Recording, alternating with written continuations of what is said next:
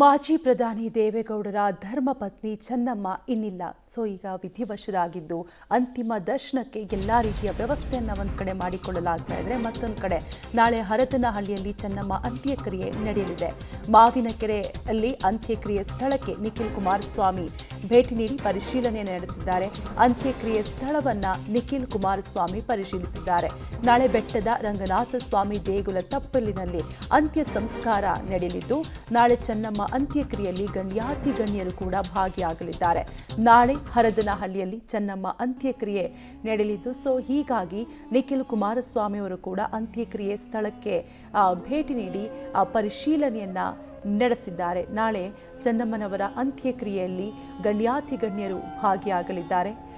ಈಗ ನಿಖಿಲ್ ಕುಮಾರಸ್ವಾಮಿ ಅವರು ಕೂಡ ಅಂತ್ಯಕ್ರಿಯೆ ನಡೆಯುವ ಸ್ಥಳಕ್ಕೆ ಭೇಟಿ ನೀಡಿ ಸ್ಥಳ ಪರಿಶೀಲನೆಯನ್ನ ನಡೆಸಿದ್ದಾರೆ. ನಿಖಿಲ್ ಕುಮಾರಸ್ವಾಮಿ ಚಿರನಿದ್ರೆಗೆ ಜಾರಿದ್ದಾರೆ.